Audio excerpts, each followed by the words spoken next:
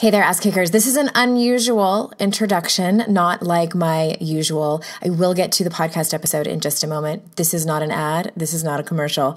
I beg you to not fast forward this. Last night, the night before the podcast was supposed to go live at 6 p.m., I sent an urgent email to my team saying, stop the presses, pause the podcast episode that's going out very, very early in the morning because I don't feel comfortable with it going out yet. I wanted to record this quick audio for you to talk about something that I said in the podcast that's been bothering me pretty much since I recorded this episode, I don't know, maybe a week and a half ago or so with Kate. And yesterday I reached out to Kate and I said, remember that part in the podcast where I said this? What do you think about that? It's not sitting with me well. And she started laughing and she said, when you said that, I thought to myself, oh, that's going to piss some people off. And I was like, okay, then my gut is telling me that I need to do some thinking about this. I've been thinking about it and I decided not to edit out what I said in the podcast episode, but I do feel like I need to preface it and I need to explain because I care so much about y'all. All right. So in the podcast episode, you will hear Kate and I talking about the Kavanaugh hearings and what happened with all of that. And there is a part in the episode where I say, for those people who think this, and I'm just going to wait until you listen to the episode, I said, fuck you. And I didn't just say it once. From what I remember, I haven't gone back and listened to it. I said it more than once. And I think that in my community of listeners, there's going to be a lot of you who agree with what I said and feel the same pain and hurt of what I'm feeling. And I think that there's going to be some of you who don't agree with what I said. And you are in that camp of people who I'm talking about and who you might think I'm saying fuck you to you. I've had to take like 17 deep breaths before I recorded this extra intro, the intro to the intro. And I really went back and forth with taking it out and had to really do some thinking and some breathing and some soul searching on it and decided not to because A, that would be censoring myself, and B, I still feel that way, and C, I know that I've told you that these episodes are conversations about shit that matters with unqualified people. These are not teaching episodes. These are a look into my own head, my own life, my own real conversations with my friends as we unpack our own stuff. This topic on rape culture, as I've mentioned in previous episodes, is probably the most heated, the most charged for me personally. I still have a lot of unpacking to do on this. And then I was thinking, well, maybe then I shouldn't be talking about it over here.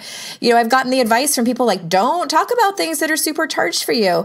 But then I'm kind of like, well, yes, maybe I am making a huge mistake. Maybe I shouldn't do these episodes at all. Maybe in the new year, I'll stop doing them and shift gears. I don't know. But for the time being, I have decided not to edit it out.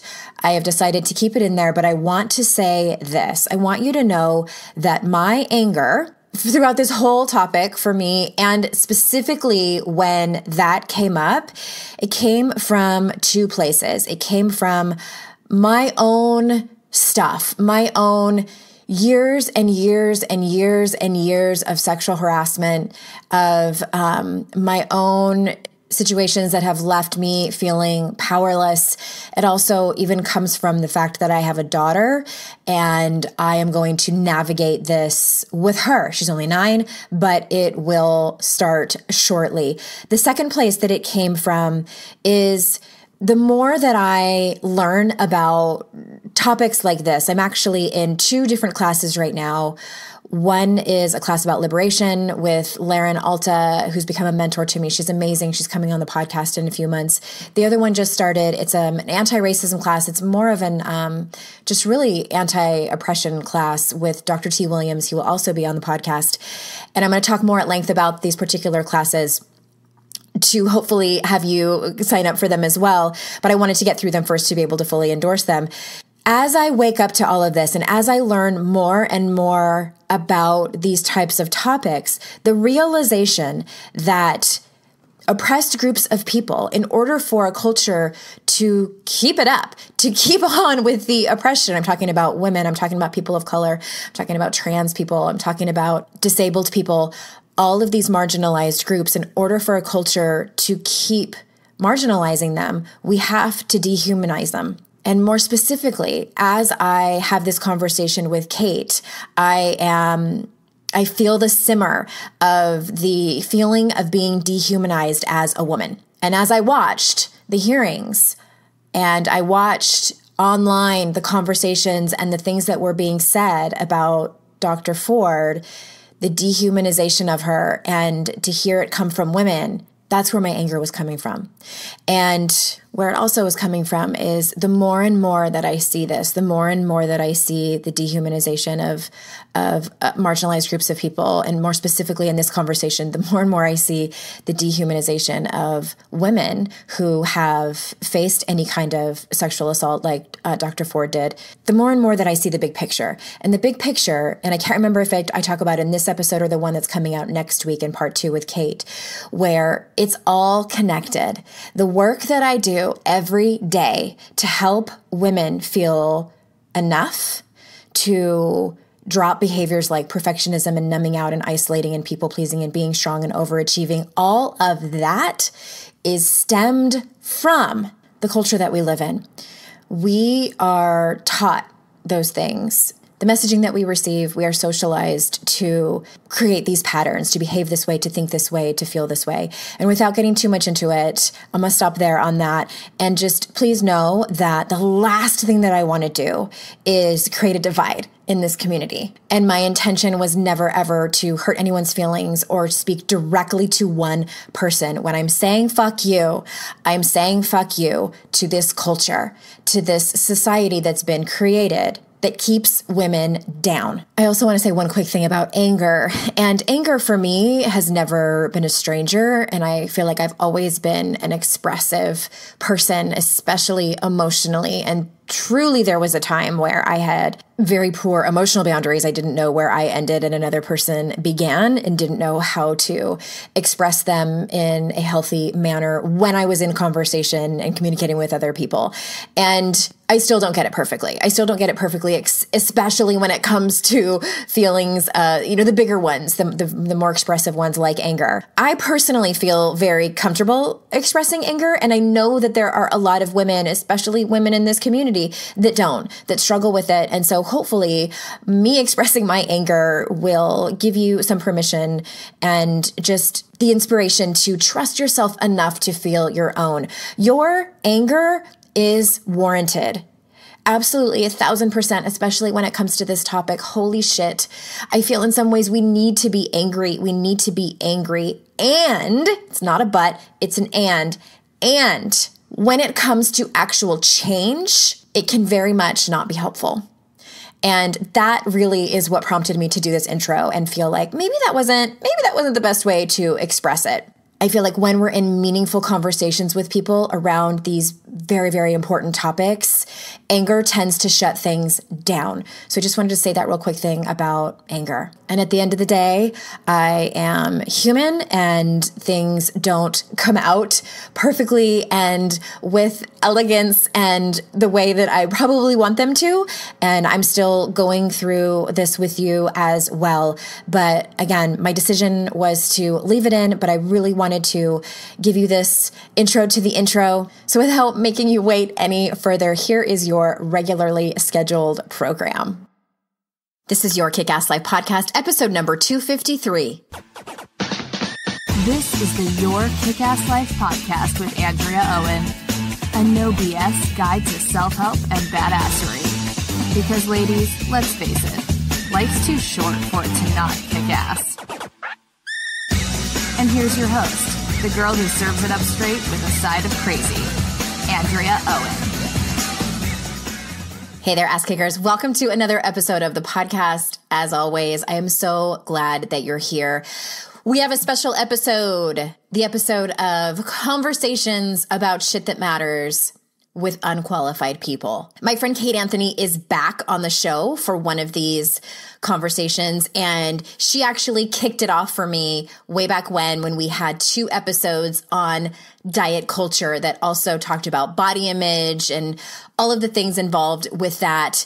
It ended up being 2 parts because we had so much to say about it. And then the last one I had was a few weeks ago with my friend Elizabeth D'Alto on all things race and topics surrounding that as well. I love these conversations and the feedback that I've gotten from y'all that it is helpful too and that you are enjoying them. I just love the name. Can I say it again? Conversations about shit that matters with unqualified people.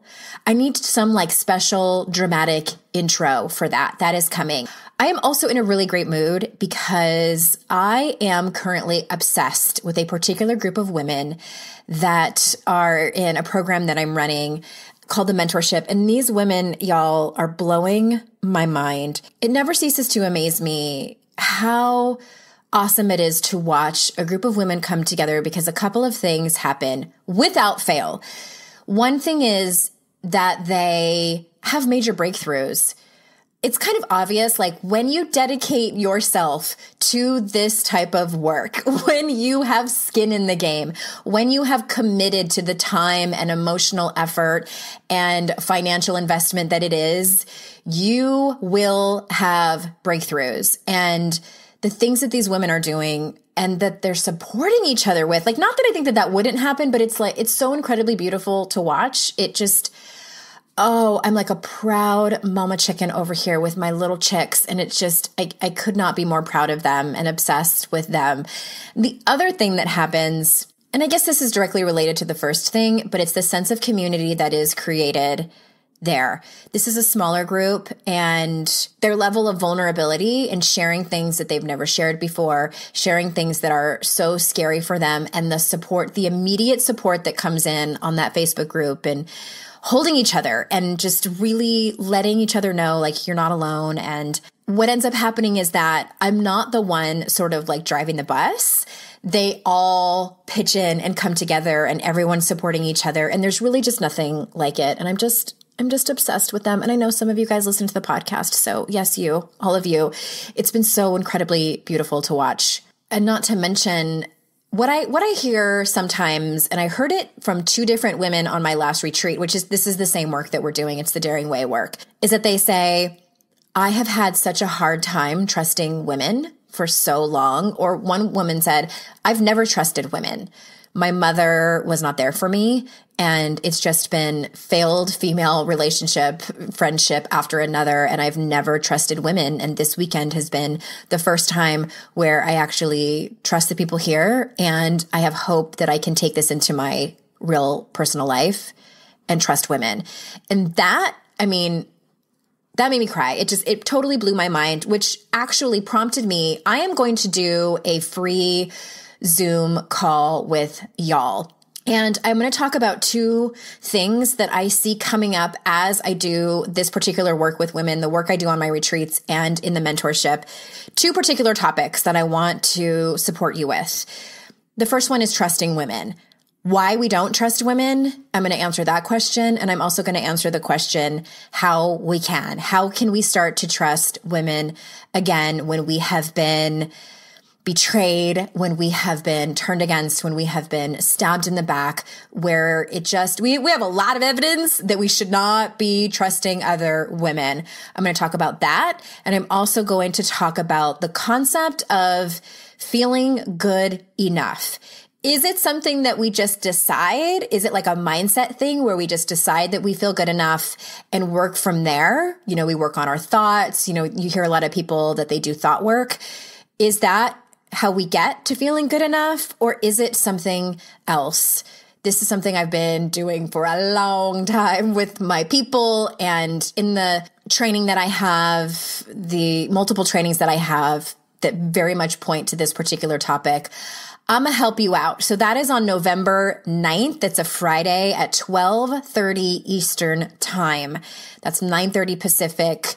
All you have to do is go to yourkickasslife.com/call on that date and time. You don't need to sign up for anything. November 9th at 12:30. Go to yourkickasslife.com/call. I'm going to be there on video, live. And if you can't make it live, don't sweat. We'll miss you for sure. But there will be a replay available for, I don't know how long, for a while. So don't rush. Don't rush. It's okay. I'm not going to, it's only available for an hour. So hurry up. No, it's not like that. I know y'all have really busy lives, but it's super fun. If you can come live, maybe it's on your lunch break and you can at least come for part of it and say, hi, I would love for you to be on video. If you can't because you're at work, then I understand. You can also just turn your video off and we'll make it work. I will also be taking questions and telling you also about my retreat in May, because that's what this work is all about. Trusting and feeling good enough. That's what it's all about. That was corny. Anyway, getting to the topic of today's conversations about shit that matters with unqualified people. My unqualified people today is, again, my friend Kate Anthony. And this one was tricky, okay, because we're talking about, we're talking about rape culture and we're talking about Me Too movement and what's going on. Well, what's happened over here in the States with the U.S. Supreme Court seat / nomination / hearing of Brett Kavanaugh and all that went down. And it's a lot to unpack. Last week I had Rebecca Basching on, and as you know, I mean, there were some moments in that podcast episode where I'm like, I was not my best self. I probably should have not said that, or I probably should have done a little bit of my own work on that. But, that's why I had her on as the expert in all of this. And I wanted to have this particular episode, not so much as a teaching episode, but just an honest conversation about unpacking this. And here's the thing I want you to know before I release this conversation to you. Number one, I feel like it goes without saying, but I need to say it anyway. Again, this is not one of the episodes where I am teaching you, here's this step-by-step process. Those are the episodes where I show up as my, I try my best, but my most professional, best self. That is my work self. And, as you know, I think a lot of you, the reason that you like this podcast is because I'm relatable. I am as authentic as I possibly can be. But that's not to say, those are still teaching episodes. This particular episode, I, in a sense, let my hair down, and it's a little bit of a different tone because Kate and I still have a lot of unpacking to do. That's the point of these conversations about shit that matters with unqualified people. Emphasis on unqualified. And, I had one colleague say, aren't you worried about ruining your reputation? And I'm kind of like, no, because I feel like if somebody questions my reputation, well, then you're probably not a great fit for me. I take pride in the fact that I want y'all to know that I don't have the answer to absolutely positively everything. I don't. I'm still working through some of my own shit. And this topic especially is one of them. This is a big ass topic. And I brought Kate on because for many reasons, she's one of my dearest friends. I talk to her pretty much every day. And I know she's still unpacking it too. Here's the thing, I'm kind of stalling telling you. Y'all know when these intros are really long that I'm like, oh, got to tell you this thing. I had planned, there was bullet points that Kate and I wrote out ahead of time, just certain topics that we wanted to make sure that we didn't miss and that we stayed mostly on topic. And one of the bullet points was that I wanted to make sure that both Kate and I shared our assault stories that we felt the most triggered by. I have several stories, and I would say that mine are more kind of in the category of harassment, pretty bad harassment. And there's one particular thing that happened to me when I was 19 that I wanted to talk about and also didn't want to talk about. It's one of those things that I've told this story to a couple of friends. I told the story to my therapist, and this is what I was telling Kate. I said, I'm not entirely sure I have told the story in its entirety out loud. I have replayed the story many, many, many, many, many times in my head. And it is also something that I have gotten help with more recently over the last 4 years because it is a story that came out when I was in my training for the Daring Way, when we talked about our shame stories, there was this one thing that came out, and it was something that I had always blamed myself. I had always thought that it wasn't that big of a deal. Well, it was an assault, but it wasn't violent. I actually liked the person. I actually got myself into that predicament, and then it went sideways and I didn't know how to handle it. And I was young and just excuses as to why I made up it wasn't that big of a deal in order to protect myself. And so while Kate and I are having this conversation, I'm like watching the time go by, and I am just like procrastinating and dragging my feet about bringing up the story and saying it during our conversation. So she and I ended the call. Y'all, it's an hour and 15 minutes just of her and I talking. This is probably the longest episode out of all 260 some episodes I've had. And so I messaged her and I said, you know what? I didn't tell my story, and I had planned on it. And I had mentioned it in the episode last week with Rebecca that I was going to tell it, and I chickened out. And I thought, well, maybe I could tell it in the intro by myself as I'm doing right now. And then the thought of doing that made me just like, it was an instant like, no, because I do believe it's more vulnerable to do that alone, even though I'm here with my dog. I needed Kate to be there. And I know all of you are here, but it is a little bit of a different situation. So I needed Kate there. And I said, can we do a part 2 where I can tell that story and you're with me? And she agreed. And so that is coming next week. If we can make the stars align to jump on and be able to record again. If it doesn't come out next week, never fear. It's just because our schedules got mixed up, and we will do it the following week. She and I both have, and we're on totally different time zones. So it's kind of tricky getting us to be able to get on the phone together. It's coming. And my reason for wanting to do it, I have a couple of reasons. I think for my own healing to be able to tell the story. And P.S., I do not ever think that that's a part of everyone's healing to tell their story on a platform like mine. I think it works for some people. And I think if you can even just tell one person, then that is a tremendous step in your healing. The other thing is that I am committed to showing y'all what courage looks like for me. And again, courage might look different for you. And I am ready to tell the story. It's one of those things that's like, are we ever truly ready? When I came out with my sobriety story, when I had 1 year of sobriety, I have 7 now, but when I had 1 year, I was ready, but I wasn't ready. And it's the same thing with this. In order for me to make sense of all of this, in order for me to heal from it and forgive my 19-year-old self for the mistakes that I made and just truly accept the fact that it was in fact not my fault, and to continue to unpack my own unconscious misogyny, my own participation in patriarchy. This is part of that process for me. And again, I don't think it's that process for everyone, but I like to be able to show you what that looks like for me, in hopes that you can find whatever healing you need to do and walk towards that. All right, so this has gone on for about 15 minutes. I'm done dragging my feet on this. So without further ado, here is Conversations About Shit That Matters with Unqualified People with your host, Andrea Owen, and my dear friend, Kate Anthony.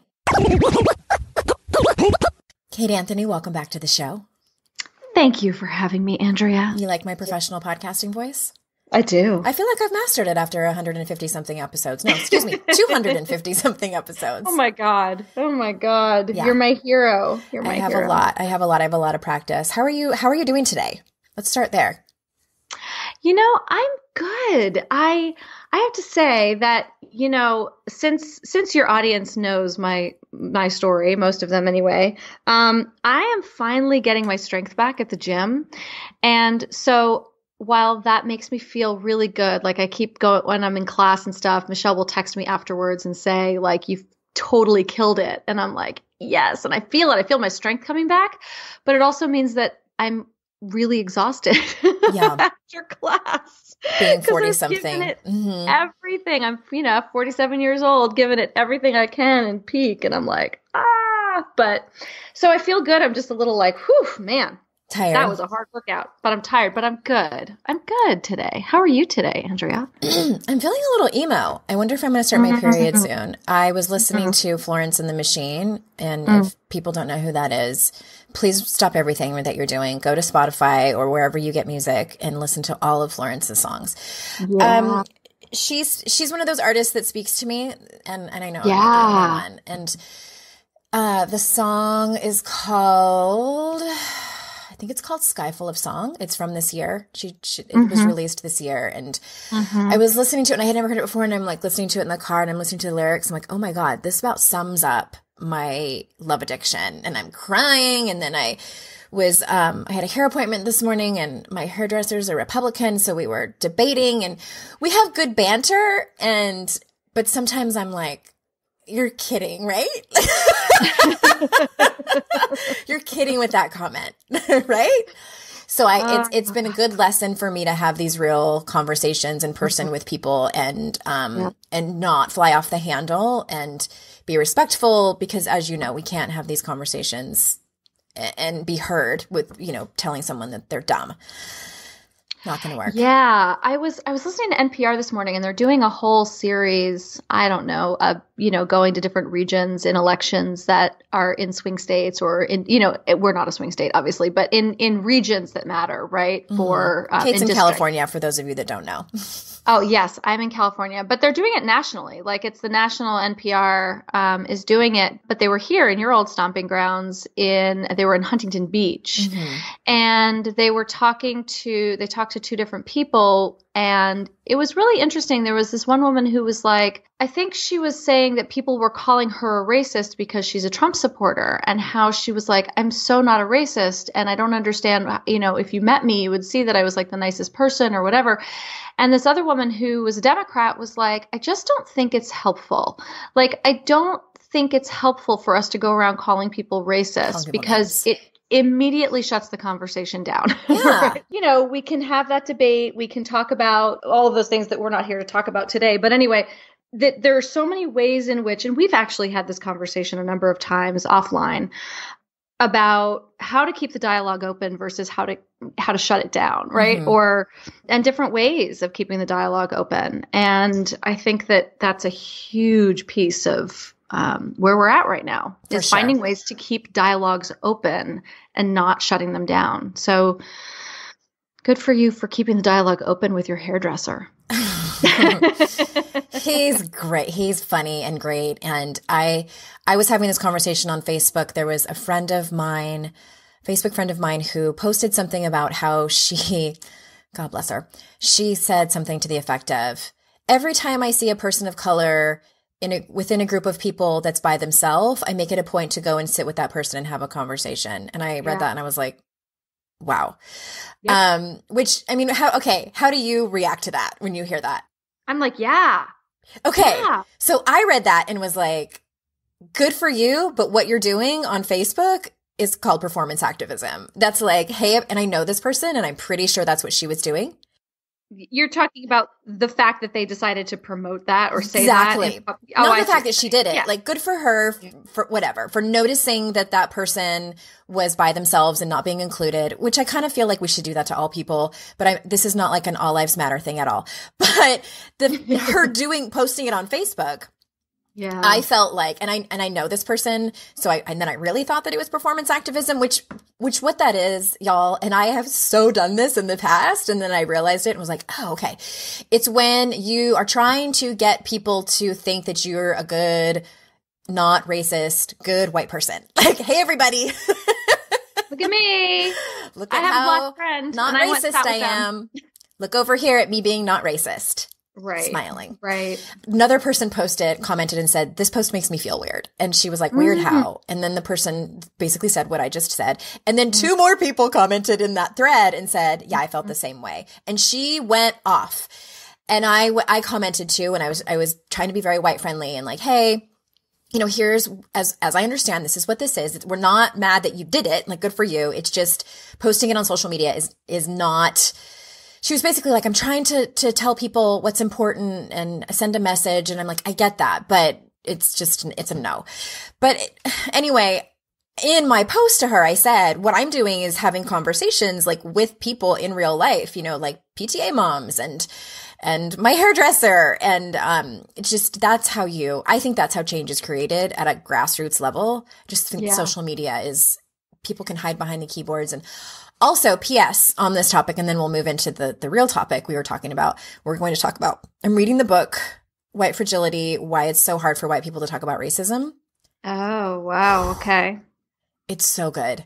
Is All it? white people need to read it. I have to read it really slow because it's so rich and there's so much information packed into it. And I'm doing a lot of highlighting and going back and reading things. And I'm only like on chapter 2, and there's so much that I've learned already. And basically, you know, how I don't even want to get into it. I'll save it for another time.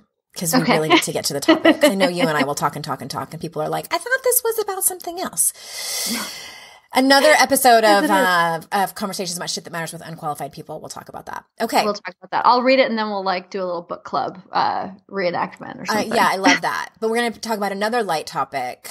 I don't even know. I mean, by the time this episode comes out, I will have a title for it. But I think we're talking about rape culture. We're talking about a few different things. And I think what I wanted this episode to be is sort of you and I not being experts at this. And again, this is what these episodes are, is you and I sort of unpacking our own stuff within this. Right. And this is not at all meant to be, and this is kind of a warning for you, Kate. I'm just kidding. This is not at all like a, God damn it! Flipping tables. How did this happen? That would be not helpful. And again, and I don't think that's helpful. I love that you had to warn me about that. Because given the invitation, I know you'd run with it. That's why I love you. Exactly. No, but again, I don't think that's helpful, right? It's just as helpful as calling Republicans racist. Like, that's not helpful. It's not helpful at all. I mean, here's the thing. I mean, we've talked about this. If we're gonna identify rape culture, let's identify rape culture, because you know, we started talking about rape culture, and I told this story to you, and I'll tell our listeners here that I was talking about rape culture with my son, and he's 13, and he was really confused. He was like, "What do you mean rape culture?" He's like, "We don't live in a culture that likes rape. We don't go around raping people." Mm-hmm. I mean, so he was taking the term literally. He was taking the term literally. Fair enough. And I think that's another way that we divide, that it gets really divisive when we point out rape culture. This is why men get super defensive. Sure. This is why I've never like legitimately raped someone. Right. I'm assuming that that's what they think. Held someone down, like that kind of like more violent rape that we think of. Yeah. Right. And also that we don't live in a culture that supports and promotes rape, right? I mean, in many ways we do, right? But when we call it rape culture, I think it's confusing to people who are still trying to figure out what the hell we're talking about. Yeah. So it's helpful to back it up and actually define it. Like, what is rape culture? Yeah. Well, I think for me, what was helpful in learning about it was these like kind of small things that we as a culture have normalized that create rape culture. So it's a society that accepts these certain things. And so just, you know, quickly to sort of flip through them. It's, oh God, this makes me sick. I'll start with, slut shaming. And yeah. God, I'm like raised hand over here. I have spent a lot of time slut shaming myself. Yep. Joking about it, shaming other women for their decisions and their partners, their amount of partners, the choices that they've made. Victim blaming is another form of, that attributes to rape culture. Coerced consent. Oy. Okay, quick story. My ex-husband, one of the ways he got me to sleep with him, I mean, I would have slept with him anyway, but I wouldn't have done it as quickly as I did, but he would say to me things like, I bet you're terrible in bed. He's like, he would say like, oh, I bet you just like lay there and do nothing. Oh my God, I remember you telling me and I was like, no, I don't. That's coerced consent. It's just like that kind of like, let me talk you into this instead of making it like a mutual decision. I mean, there were other things that he said and did, but yeah. Yeah, you Yikes. told me about those. Yes. Yes. And the blue balls, blue balls. if you loved that's me, such you a would do great it. one. Don't be a tease. Yeah, that was the one that I got in high school a lot. That was the one that had all of the senior boys. Can I tell this story now? Yeah. That I had all the senior boys surrounding me and calling me a slut and a cock tease because I flirted with them, but I didn't sleep with them. So, and I was a sophomore. And the senior boys now I went to Stuyvesant High School in New York City, and that's where the Beastie Boys went. And these up. you knew that, right? So these were like when the Beastie Boys graduated. These were, I think these boys were like sophomores or juniors when the Beasties were seniors. So they were kind of the Beastie underlings. They were the ones that sort of took over that role in the school. And when I got to school, one of them I had known since nursery school. So when I got to the school, the senior boys were all like, wanted to hang out with me. I had like an intro to the senior boys. So I was really cool. And so I got invited to all the parties. And I also came from an all girls private school. So I didn't know how to act around boys at all. And I was flirty, and nowadays it would just whatever. I was probably too flirty, but also whatever. The fact that I didn't sleep with them, that I didn't follow through on my flirtations, one day I left school and they were waiting for me outside with eggs and shaving cream. And they completely egged me, they shaving creamed me, and then they encircled me. So all these senior boys, and I was a sophomore, brand new to the school, and they all stood around me in a circle and started screaming at me, calling me a cock tease and a slut, and that I would never, that they would like basically kill my reputation in the school and like all of this, like all of it. Nice. Yeah. That's, friendly. It was great. No, It was really awesome. It was really awesome. Oh God. I didn't go to school for a while after that. So it's examples like that, and revenge porn is part of rape culture. Yeah. As well as it's really, just the belief that men are entitled to women's bodies, that they feel entitled to be able to grope and touch women's bodies, and that it's no big deal, and that it's a compliment. That is part of rape culture. And the fact that we as a society worry more about a man's reputation than a woman's trauma. Yes, absolutely. It's more important. Absolutely. And it's, oh God, this idea, the belief that men are entitled to, given the work that I do, right, with women trying to decide whether or not to leave their marriages, I hear a lot of stories, and you'd be surprised how many times I hear from women that their husbands have had sex with them while they were passed out, and that I have to educate them that their husbands are raping them, because we just don't think of it that way. Yeah. Right. Yeah. They don't think of it that way. It's hard to wrap your brain around that. First of all, that your husband raped you, but they know there's something wrong, or they wouldn't be telling me, right? They wouldn't be coming to me with this information if they didn't already feel and know that there was something off about this.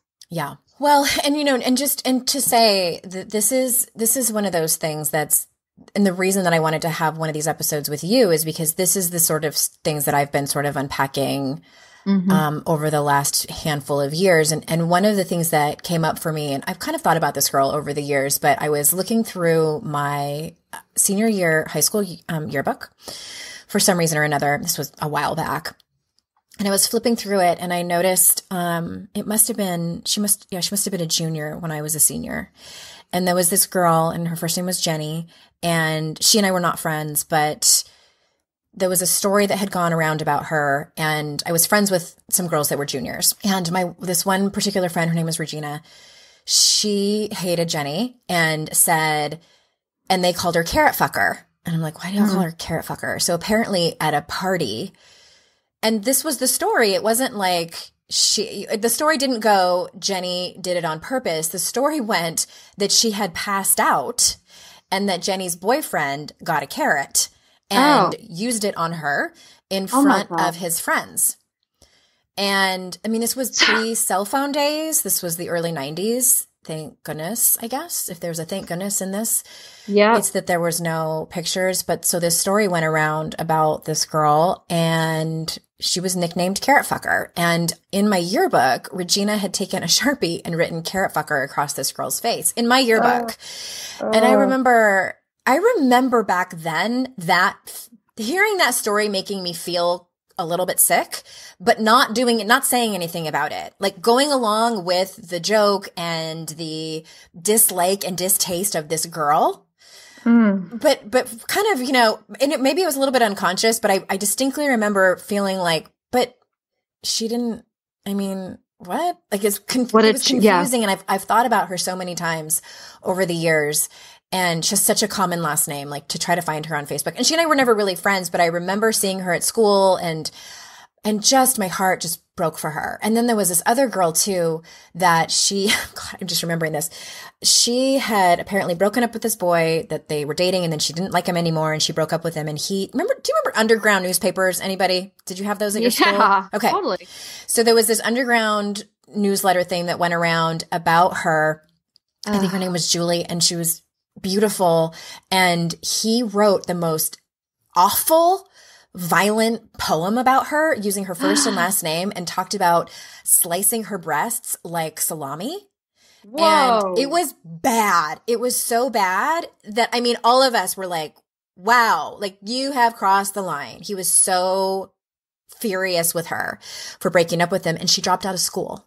And so it's I mean, that one's pretty bad, but it's like these things that happen that, and like that kid didn't get kicked out of school. Right. He stayed. Right. He got to stay. Yeah. I had a story from when I think I was in maybe 9th grade. And like I said, I went to this all girls private school, and sorry, I didn't mean to cut off your story. Like that. No, that was the end of it. Like, I just actually remembered awful. It's just awful, right? That he gets to stay in school and she drops out because she's scared. It's just she's scared and humiliated and totally fucking humiliated. Yes, and that's probably at that point in her life, it was more about the humiliation than fear. Like I almost feel like in these situations when we were younger, certainly when we were in high school, like we didn't even know to be afraid. That's what's so weird to me sometimes. I did, but I questioned it. Right. We're like, that doesn't seem right, but oh well. It's fine. Yeah, it's fine. It's fine.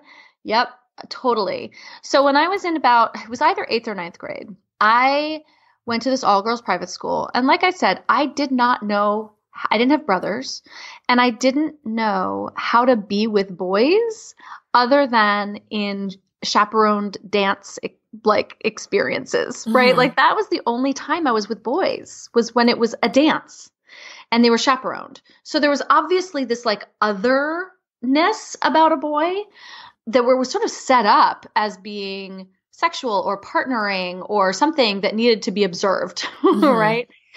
And so we started having crushes on these boys from this neighboring boys' school. And every day after school, we would go over and we would like just happen to be standing across the street from where they got out. And like a gaggle of girls. Like, give me a break. It was like a bus ride away, by the way. And so eventually we started hanging out with them and doing things on the weekends. And one weekend we went to see a movie. We went to see, this is going to age me. We went to see the movie Chud. Do you remember that movie, No. Chud? Cannibalistic humanoid underground dwellers. I do not. That must have been a New York City thing. That was a movie. That was a horror movie. It was like a B horror movie. I thought you were going to say the movie Ghost. No. Also from the early 90s. Right. No, this was from the 80s, from the mid 80s. Okay. And because I'm so much older than you. So I sit between the two boys that I kind of had a crush on, both of them. They were both like the cooler ones.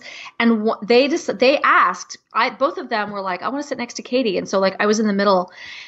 And halfway through the movie, one of them starts like holding my hand. And I was like, oh my God. And then the other one reaches and holds my other hand. And I'm now going like, a little panicked and I don't really know what to do. I'm like 14, 15. And I really didn't know what to do. And like, they're both like stroking my hands and like up my arm and sort of like heading for the boob area. And I'm like literally panicked. Like I don't know what to do. And I don't do anything because I was so codependent. I didn't want to rock the boat. I was such a people pleaser. And also like, who knows what to do in that situation? Well, like, whose parents actually like tell them? Right. I'm like taking notes because I'm like, oh yeah, I need to talk to my kids about that. Yeah. I mean, not today, but right. Exactly. Inapplicable. So we leave the movie theater and they start, there was a Burger King commercial at the time. And the song for it was, "There was one and we made it for you, but it was too good not to be two." It was like a double something. And they start singing that. And then there was a radio station in New York at the time called WKTU, which I think is still around. And they start going, "Brought to you by WKTU, Katie totally used." And it suddenly dawns on me that this entire thing was pre-planned, that they decided, both of them, to sit next to me on either side so that they could do this to me and then taunt me for it. And for the next year, they continued to taunt me. They had DJs at school dances scream KTU and sing the Burger King song. Like this went on for a year. Yeah. It was, anyway. Blurg. Yep. Yeah. I might need to take a break to throw up. Well, no, I'm remembering, and I'm sure I am making up that the listeners are remembering stories, from their younger years that are kind of coming back. And yeah, I'm remembering one too from my very first boyfriend. And all I wanted to do was make out. I was in 9th grade. I didn't want to do anything except make out. I didn't even really want him to feel me up. And he would in the car with his hand with his arm over my shoulder and would grope me. And it would freak me out because his mom was driving and we were in the back seat. Oh, and I'm like, nice. It's like a Danny Zuko move. It was so creepy. And, I didn't want to because I didn't want to. And B, I didn't want to because his mom was in the car. And, but it's like and then he ended up breaking up with me because I wouldn't do anything else with him. I don't know how I had the wherewithal to actually say no, like when we were alone, which wasn't very often, but he broke up with me with a note and told me in the note, I feel like we're just friends who hold hands. And I was like, well, what's wrong with that? Right? Yeah. And so also, I was brokenhearted. Yeah. And the thing I wanted to add about my story about the KTU was that I was there with a bunch of my girlfriends and they all looked at me like I was such a disappointment and a failure and a slut. Yeah. And they all put me in the cab and they were just like, they were sort of shaking their heads and like, "I can't believe you. That is so disgusting." And so it was a complete victim shaming and victim blaming experience. That was my first victim blaming experience. Yeah. Gross. Actually, It was my second, but but who's counting? Right. Exactly. Who's counting? Exactly. Okay. Well, let's sort of shift gears. Okay. Well, what do you think? I was thinking about toxic masculinity, and I don't know if you want to go there yet. Do you want to go there? Sure. Well, so yay! So let's define toxic masculinity as I understand it, right? And here's the thing: is that one of the most important things to me when I have these conversations is how do we invite men into these conversations? Yeah. Because so much of these conversations are anti-man and they're not, right? They're not. But I can see how they can certainly appear that way. Sure. When we're telling our experience and we're talking about these horrible things that men have done to us. And I think it's really important to recognize that men are just as much victims of rape culture as we are. I agree. Men have been taught that this is how they respond to and deal with women, that this is how they respond to their urges, that this is how they, like all of it, right? Yeah. Oh, that's another part of rape culture too, is, like dress coding girls only and, that it's a distraction to boys and basically saying that boys and men are these creatures who cannot control their urges and they're like wild animals. And it's up to us to figure that out for them. Right. Right. And help them. Or like help them not do that by covering up. By covering up. And not wearing tight pants and things like that. Yeah, no spaghetti straps, no short skirts, etc. I agree with you, and not that I ever want to compare anything to racism because it's such its own thing, but the way that I feel about it, when I as I'm reading the book White Fragility, and the author is talking about how it's very much like the analogy of the fish in the water. The two fish are in the water, and the one fish says to the other, "How's the water today?" And the fish says, "What water?" What water? So it's like you're not even realizing that this is what we've been born into. This is the messaging that we have received, that we have been socialized a certain way, both men, both genders, and that it's not helpful for us to say to someone, "You're such a fucking racist. You are a terrible human being." It's the same to men, as we're outraged looking at Brett Kavanaugh, because we all know a Brett Kavanaugh. We all know that guy who's a little bit or a lot rapey. And it's so, I feel like for many of us, and I can only speak from my own experience, the easiest thing to access is anger because we're reliving our own shit. And I think it's righteous. I think I get it. And when we're done, I think that we need to really understand that this is a culture that they've grown up in and it's the messaging that they've received. And although I think that he could have handled it very, very differently, for the record, I really think that it would have been different had he said, "I don't remember doing that. If I did, he could have apologized from such a heartfelt place and said, it's unacceptable that this is the culture that we're, there's been so many people that have written great apologies for him. That was the thing for me, was that, look, I know that guy. I was raped by that guy. We know that guy. I know that guy really well. He's my rapist, literally. I mean, I said to Ray on the phone the week that it happened, I was like, yeah, so it was great watching my rapist testify in front of the Supreme Court. And he was like, "Oh my God, you're so right. That's him. That's Ray's him." your BFF, right? Ray's my BFF, yeah. Okay. And who knows my rapist, and was like, "Oh my God, you literally had to sit and watch your rapist testify." Literally exactly. He's that guy. He looks like him. Mm-hmm. It could have been different. It could have been so different if he had said, "Oh my God, I don't remember. And yeah, I drank a lot in college or in high school, and I don't remember this, but if she's saying that this happened, I take full responsibility." And like, if he had just done that, we would all been like, we would have all had our mouths hanging open. Go ahead. Yeah. And I think it would have been a whole different situation. And can I just say this too, for the record, and you and I have never discussed this, but I think the thing that feels like such a fucking slap in the face is when people, and so many women have said this, well, after Dr. Ford testified, well, I believe her that it happened, but I don't believe that it was Brett Kavanaugh. And I'm just like, fuck you. Fuck you. That is like throwing everybody a bone. Like, oh, look at me. I do believe women. I do. I'm a good white person. I believe women, but I don't think it was him. No, fuck you. No, seriously.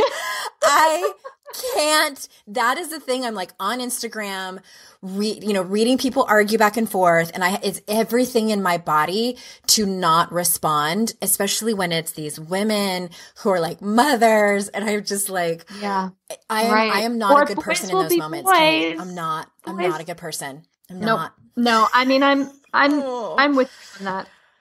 I'm with you on that. Like such a slap being face. a survivor, I was unconscious for my rape, and I know exactly who did it. I know, I don't know any of the details. I don't know what day it was. I don't know what year it was. I don't, I can kind of guess because I knew that we were dating in these years. But the things that I remember so fucking clearly are our friend Rhett saying to him before we left the party, "Hey, she's drunk. Don't do anything stupid while she's passed out." I don't know how I remember that. I don't. Mm-hmm. I was drunk. I was really drunk. I remember, I don't know how we got home. I remember waking up in the morning and being sticky and having my underwear around my ankles and wondering how the hell that happened. And I remember him vaguely remember him sheepishly saying that, that I had moaned, so I must have liked it while I was passed out. So like there are things that are so clear to me. And the idea, like a victim never forgets who assaulted her, ever. It's one of the things that, and she was the best witness that you could imagine because she actually took the science, right? And like, was like, no, here's how it works. Your, what's the part of your brain that, anyway, that remembers that That's the smart part. The smart part. That's the smart part. Yeah. Right. I know. I keep wanting to say the hypotenuse, but that's not it. Hypothalamus? It wasn't the hypothalamus though. It was the hippocampus. Hippocampus. The other H one. The other H one. So anyway, yes, I'm in agreement with you. And I think it could have been really different. That's what I have a lot of forgiving to do, and I need to do my own work on that. Are there people saying, I believe it happened, but I don't think that he did it? I feel like if I were her, that would hurt the most. Well, and this sort of brings us around to a conversation that we've had a few times about the fact that, like, what does it mean? What would it mean for them to have to admit that they believed her and that it was him? Because we all know that guy. Because many women are married to that guy. Yeah. He's so familiar. He is an archetype for many women to admit it, to say, I actually believe her and I think he did this. They're saying, my husband does this to me on a regular basis. They're saying, this happened to me. This, it happened to my friend and my sister. It happened to my friend. My brother did it. I didn't, and I blamed her, and I did. Right. The degrees to which we have to look at ourselves, and what it is that we are unfolding and willing to, and having to face in our own histories and our own lives. It's a denial mechanism. And I frankly don't know that it's a conscious one. I don't think it is. Being someone who used to be that woman, I absolutely, positively don't think it's a conscious one. Right. Absolutely. I think it's self-preservation. It's protecting the patriarchy at all costs. Yes. That's what I think it is. It is. I used to do it too. And that's an internal patriarchy. Right. It's not just the patriarchy, our cultural patriarchy. It's the internalized patriarchy. It's internalized misogyny. I think too, what it has to do with is class and status. And, for these women to really turn their head and look at the truth of the matter is going to require them to dig deep and look at layers of pain that they sure as shit don't want to. It's going to have them admit that the men in their life are seriously flawed. It's going to have them admit that the culture at large is seriously flawed. And it's also going to there's so many things. It also is going to have them be a traitor to their own, either their political party or their beliefs or all of that. It's going to have them probably just do work that they might not be ready to do. Yeah, absolutely. And the other thing I was going to say is that, part of this denial is that our brains and our bodies shield us from trauma. And so especially if these women have experienced it, it's going to require uncovering trauma. And the brain doesn't allow you to do that safely, right? Unless it's safe, right? Unless it's sort of helped and guided and all of those things, because facing and feeling the trauma is terrifying and traumatic, right? So we have systems that protect ourselves from that. Yes, that smarty brain science stuff. And I remember the other thing that I was thinking of that I forgot about momentarily.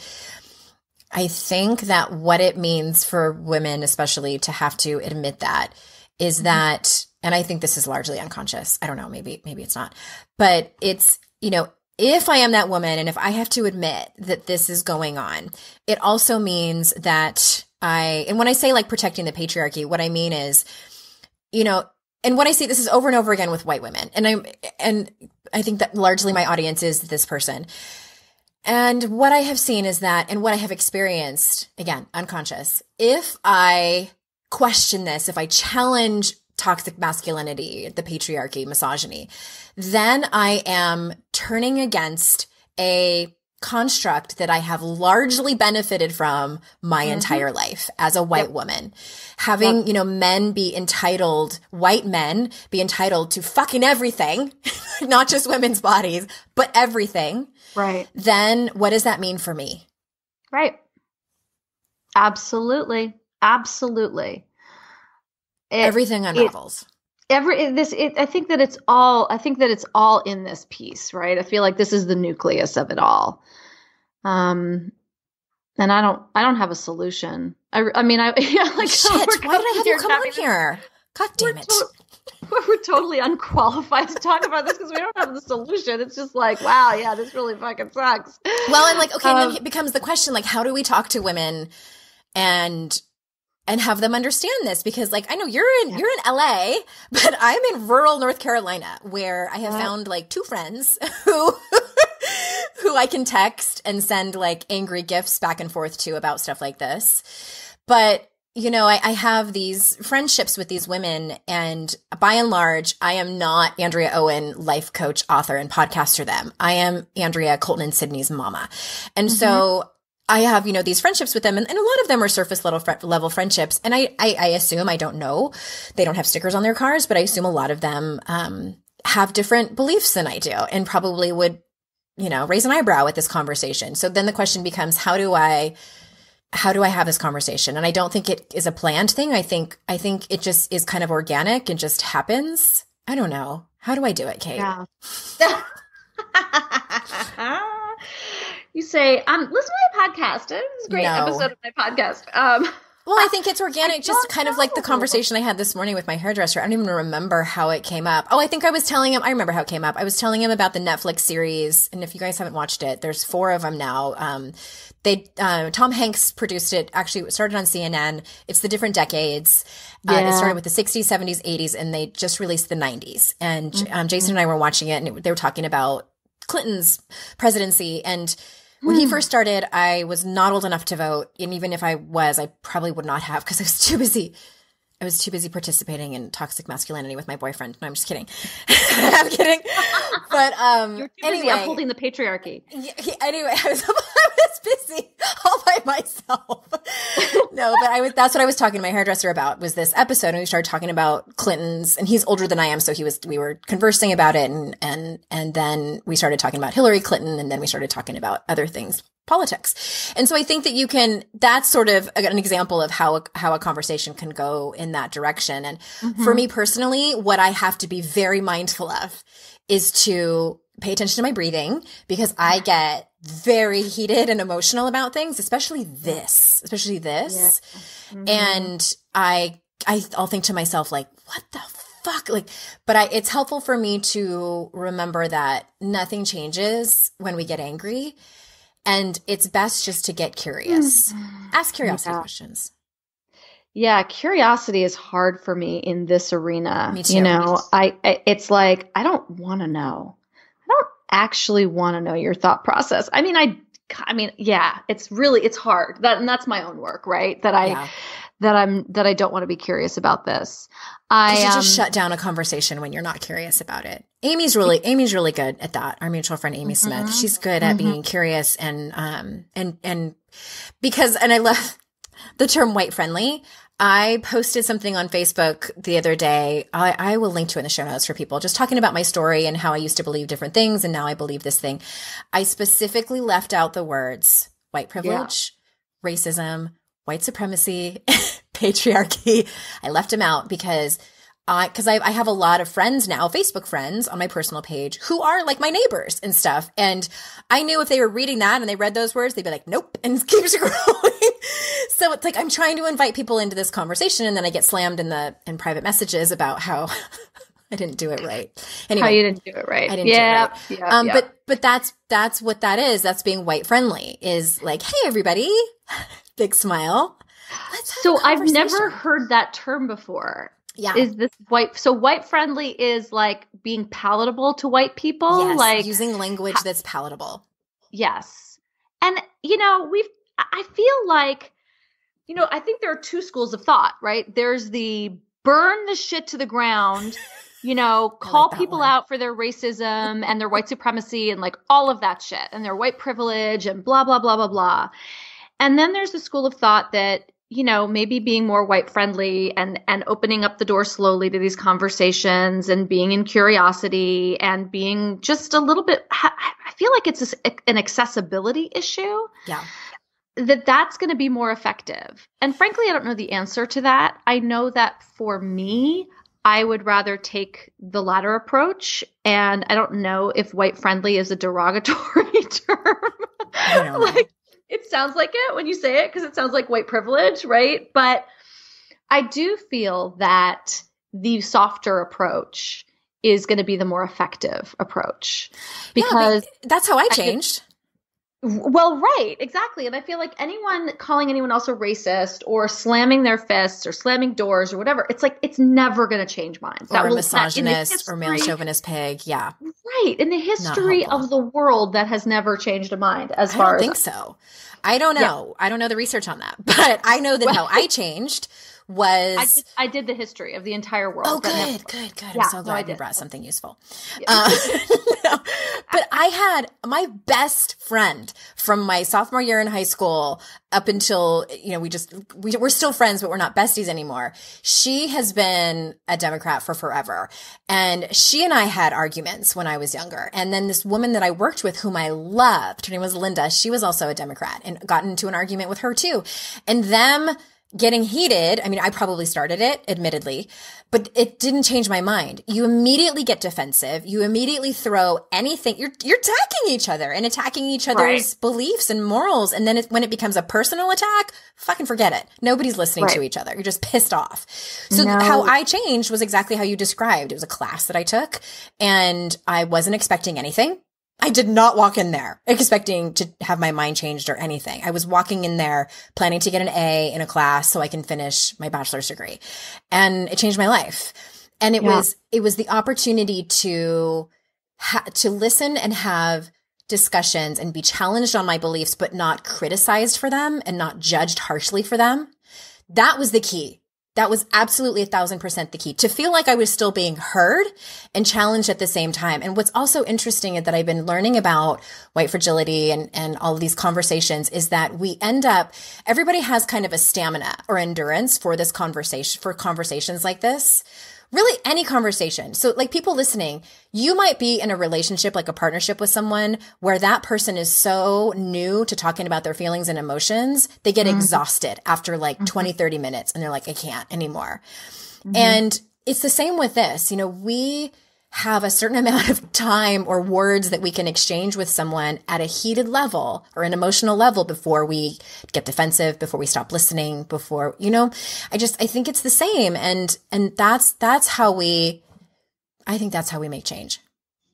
I agree. I really do. I think, and this sort of goes back to the toxic masculinity and how we invite men into this conversation, because if we are saying things like all men are trash, I've seen that a lot. Not helpful. Yeah, it's not helpful. It turns men away from the conversation. And just like, white women, it's like it's not up to Black people to solve racism in our country. It's up to white people. And it's not up to women to solve toxic masculinity. It's up to men. So we have to find ways to invite them into the conversation and understand the ways in which they are suffering from the systems of oppression that also have them at the top of the food chain. Yeah. And for the record, I think we kind of like went sideways on this, but toxic masculinity is also living in a culture where we do not allow men to feel and express their feelings. So there's a great documentary that I recommended before I think it's called The Mask We Live In. the mask you live in, maybe. I'll link to it in the show notes. And it's really about this and how we invite men to show us their masculinity. They have to prove it. And that's through violence. It's through aggression. It's through how much money they make. It's through status. And that's not okay. But it's sort of like this paradox. I know you and I have talked about this a little bit, right? It's like, but wait a minute. Yeah. There was that SNL skit that was like Sensitive Ponytail Guy. Do you remember him? Oh, God, no, but it's exactly the problem that we had. It's a huge problem that I talk about all the time in the dating world. Go on. I don't know it, but I know it. He was like a guy with a ponytail and he would like cry all the time and it was super sensitive and emotional. And like women were like, oh God. So I think it's a big ask of men, right? We're like, okay, we want you to. Okay. So here's what you have to do. You have to be like super vulnerable and like really emotional, but not too much because it kicks up that primal thing of like, wait a minute, you can't protect me. Yeah.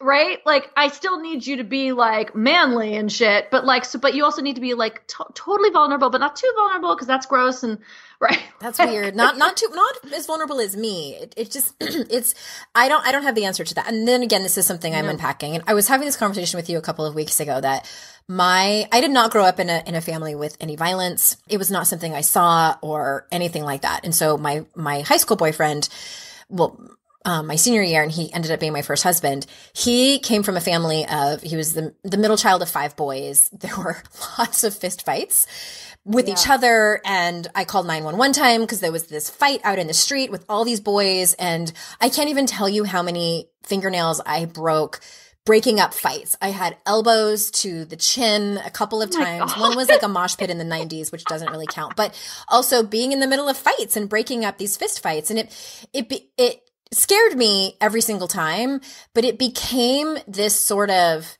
thing that it like pains me to say this, but I loved him for it because I could always rely, if some dude disrespected me, I could just, even though I didn't have a cell phone back then, but make a phone call or just holler and 5 dudes would show up to kick that guy's ass, the one of them being my boyfriend and his friends or brothers. And he was always defending my honor, but at the same time treating me like shit. It was very confusing, but nobody disrespected me and everybody knew who I was because I was known as, I won't say his name, but so-and-so's girlfriend. Oh, you're his girl. And I loved that. I loved that. And, so in lies the paradox of, is this some kind of biological thing that is inherent, or is that something we're taught to want and to love and revere in men? Well, I mean, I think we can't find that out until we actually stop teaching it, right? Yeah. Because we do teach men to, we tell them that they fight like a girl or they're pussies or, don't cry, right? Like man up. You're not going to let him talk to you like that. Yeah. There are all these things that we say to boys, not allowing them to cry, like don't cry, like little boys, teaching little boys that it's not okay to cry. Right. And so here's the thing is that those emotions stay in us.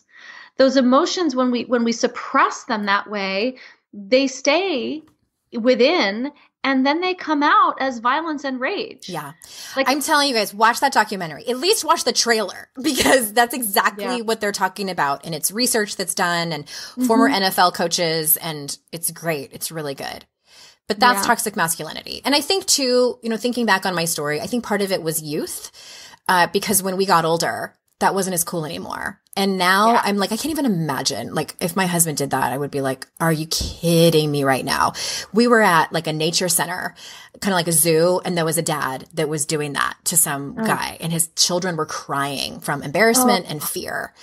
And I just was like, oh my God, no, it would not be something I would tolerate now. But I think part of it was because I was so young and it was a thing back then. But it's, And going back to your question about how do we invite men into this conversation, I think that's key. I think it starts with, oh God, this is hard because I've done it and it has been interesting. It starts with having a conversation with your partners and the men in your life that you love about this. Yeah. And asking them what they think. I mean, you could just start with that. Ask them to watch that documentary with you. Mm-hmm. Yeah. I don't have a husband or a partner, so I can't. Oh, Kate. No, it's okay. That's okay. Do you want to, let's talk about your dating life. That's a good segue. Oh, yeah. Yeah. My dating life, because it's been pretty easy, right? I mean, total respect. Oh my God. You guys would not believe Great communication. Oh my God. I'm just like teeming with amazing men. They're knocking down my door. I don't mean to be They're dismissive. just, I know it's been a ride. It's been a ride. And I'm not doing it anymore. I'm literally not. And I feel like it's wrong time to do it, because here's what's amazing is that we also have all men. What I'm finding is a lot of men, and I also live in LA. So let's just put that out on the table. Our friend Kira always says that if I moved to Madison, I would like clean up, but very different to Wisconsin. I have to move to Wisconsin. All the cheese you want. I am lactose intolerant. Oh shit! No pun intended. So you would go on days. The flatulence. Okay. Oh, the flatulence. So do you want to tell a story about? I mean, I think everyone kind of knows about just dating in this day and age, or maybe they don't. I don't know. Well, so I'll tell, there are two stories of recently of note that basically had me just shut the whole thing down. One of them was this guy who, in hindsight, I'm fairly sure was married. My friend Alice called it early on, and I was like, no. And I'm a New Yorker. I'm not stupid, right? I'm like, and I've been dating for a long time. But somehow this guy just kind of managed to pull the wool over my eyes. And part of it was because he kept talking about, I don't know how women are dating right now. Men are such shits. Oh, he was saying that? Yes. Interesting. And in hindsight, I'm like, wow, that was grooming. Yeah. I don't remember you telling me this part. He was totally grooming me, because that's one of the things that I loved about him, was that we would have these great conversations about toxic masculinity. He seemed evolved. He was Australian. Mm-hmm. He seemed evolved. And he was respectful. And like, we had a date one night at his hotel room, and I was like, just so you know, like, sex is off the table. I want to come and be with you, and I want to hang out with you, and I want to watch a movie with you and have dinner and cuddle. But like, I just don't want to feel like I'm constantly fielding, because this is part of the experience. I think that almost all women who are listening to this now are going to know what I'm talking about constantly fielding your, constantly maneuvering so that you're not allowing them in, right? There's a game that happens where they're trying to get something that you're trying to avoid them getting. And it's this constant positioning of fielding their advances. And I was like, I just don't want to feel that. And he was like, I totally get it. And he was totally respectful, and he totally didn't do it. And then he fully ghosted me. Oh yeah. I remember that. Fully ghosted me. Like everything was great. Everything was really good. And who knows if it was, who knows why, but I think that it's partly because he was probably married. But there's more to that story that makes it just horrifying that he did that. And then the other story is about this guy that I was going to meet for a date, and he offered, at first, he was like, there's a great place on my corner. He offered to come to my neighborhood, and I was like, I would rather not date in my neighborhood anymore. I feel like they could play Kate's Dates bingo at this point in the bars in my neighborhood. So I decided, I was like, I'll come to you. That's totally fine. He said, there's a great place on my corner. I said, great. And then he said, well, what do you like to drink? I'll have something in case you want to come back for a nightcap. This is a first date. I had never met this person. Weird question to ask. I don't know. Yeah. And I said, it took me a long time to figure out how I was going to respond.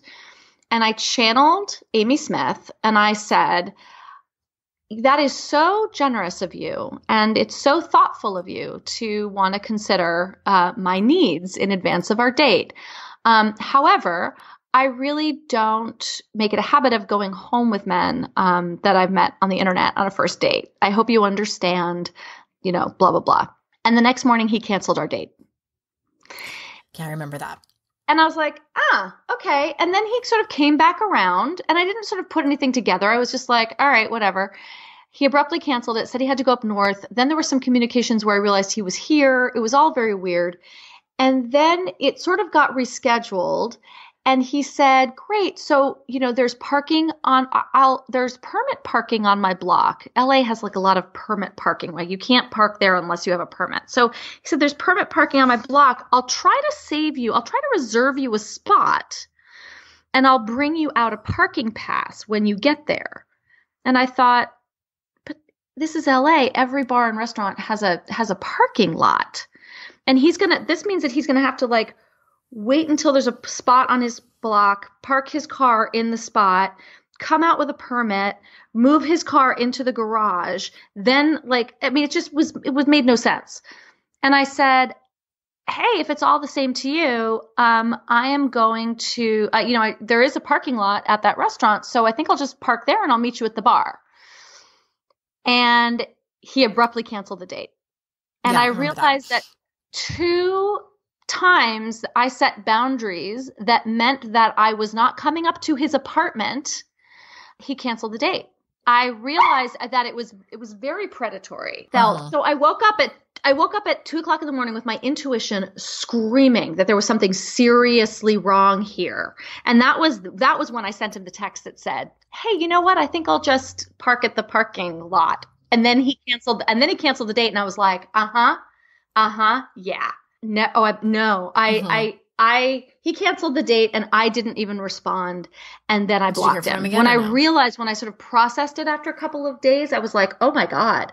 And I blocked him because I was like, this is not, there's something seriously wrong here. And you know what? Here's the deal. Maybe there wasn't. Maybe he was really super considerate, and maybe he was really new to dating and he was really trying hard.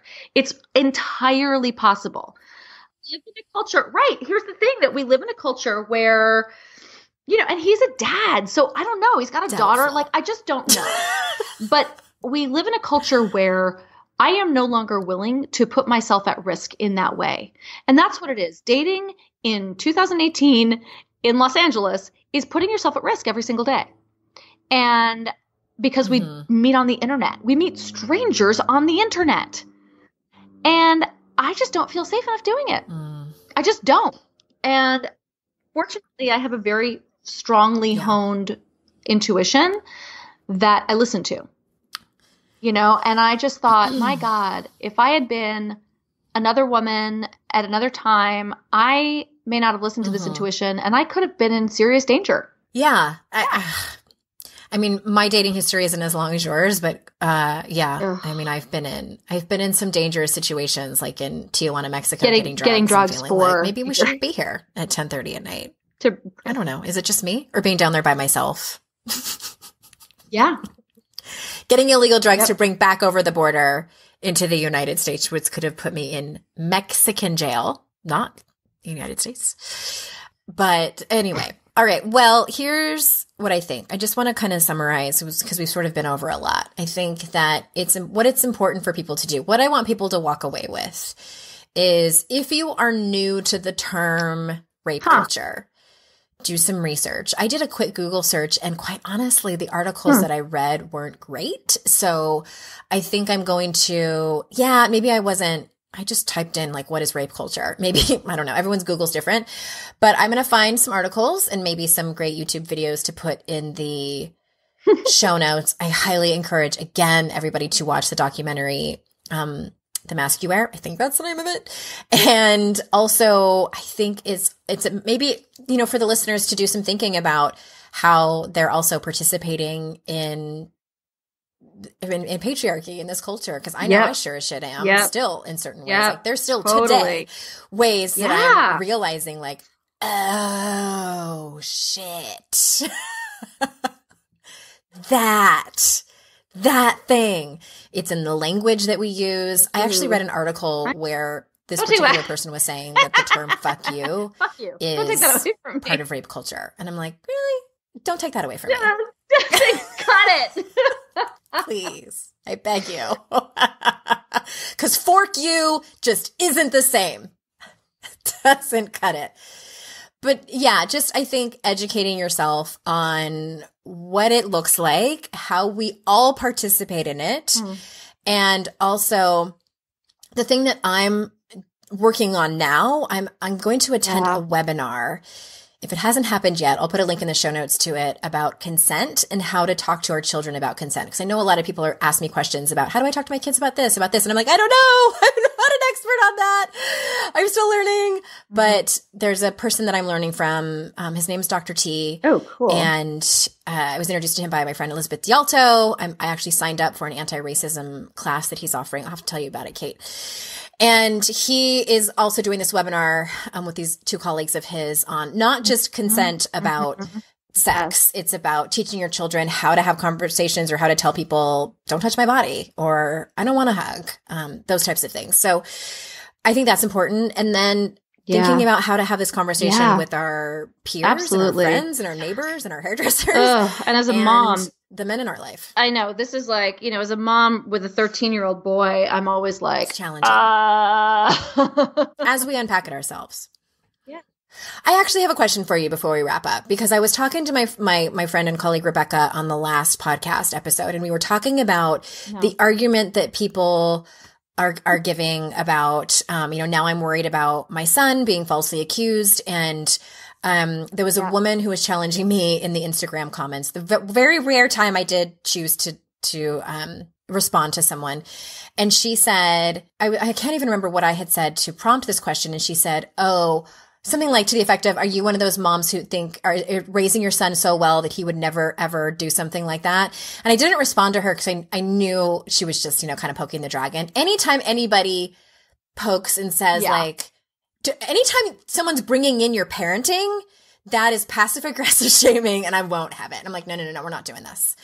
Right. So, I think that my answer to that is, I don't think that my child is incapable of doing heinous things.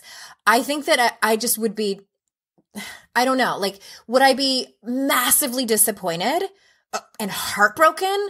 Of course I would.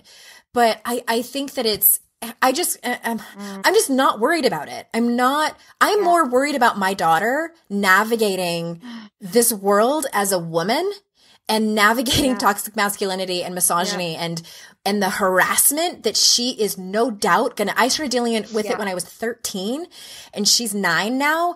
That keeps me up at night. That makes me angry. That makes me sick, more so than worrying about my son being falsely accused. So my question for you is, are you worried about your son being falsely accused? Why or why not? I'm not I'm not worried about him being falsely accused. I'm more worried about, there's a great episode of Law and Order SVU on this that I can tell you about and put it in the show notes because I made him watch it. And here's what I'm worried about. I think the conversation with my son is, I don't think you're a rapist, right? But I think that when you get too drunk to be able to control yourself and you get out of hand, and make good choices. You make really bad choices, right? So it's a conversation about alcohol use and drug use, even more so than rape necessarily. Because I think anybody can behave really badly when they're too. Oh God, especially teenagers, teenage boys. Like, come on. So yes, and I think that this episode of Law and Order I thought was really well done because at the end of it, even the girl didn't want him prosecuted. The victim, it was kind of minor. It was, he pushed something too far. He thought she was into it. He pushed too far. He was drunk. He wasn't paying attention. He wasn't taking her cues, and he pushed. And it turned out that he was prosecuted for rape. He lost his scholarship to Stanford. He got kicked out of Stanford before he was about to go. He was on the registry for life. And, it was a great example of an almost innocent, right? Not necessarily innocent, but a almost innocent situation having ramifications for the rest of your life. And it's no joke. It sounds like it's like slightly gray area, but it depends on, it's subjective. And and it's and yet you're living with those consequences forever. And it wasn't exactly gray, but he was so remorseful in sobriety. Like, you know, once he realized what had happened, he was so remorseful, and it was too late. And that's what I worry about more than him being falsely accused. I do not worry about my son being falsely accused. I more worry about him doing something dumb. Yeah. You know, I talked to my husband about this, and because, you know, I don't have that experience of walking through the world as a teenage boy. And my husband said, and we were talking about our son, and he said, I don't worry about him as much as I worry about the influence of his peers. Yeah. Yes. And my husband was speaking from experience. Same. And that made me think. That doesn't make me feel better. Thanks, Jay. You're welcome. Yeah, you're welcome for that. So here's the thing too, before we wrap up, is that I want to ask all those people who are so very worried about their sons being falsely accused. Okay, then when are you going to have a conversation with your son about consent? When are you going to have a conversation with your son about what's okay and what's not okay, about drinking, about their peers' influence, about all of that, right. You know, showing them documentaries, having them take classes. And if there's not classes at their school or at their college or in their area, then finding one where there is, because I think that we have to be proactive about it, and we can't pretend like, oh, not my son. My son would never do that. All of our sons would. You can't pretend. All of our sons are capable. I'm sure that Brock Turner's mom never would have thought that her son would do something like that. And Brett Kavanaugh's mom, same thing. I think we can't put our heads in the sand and pretend like our child would never do that. No, we really can't. We really, really can't. And I think you're doing a disservice if you Well, think and that. Again, I think that these are probably the same women who are denying that it happens, or that are saying that holding up the patriarchy. I'm going to have to make a theme song about that. Upholding the patriarchy. Yes. A little jingle. Yeah.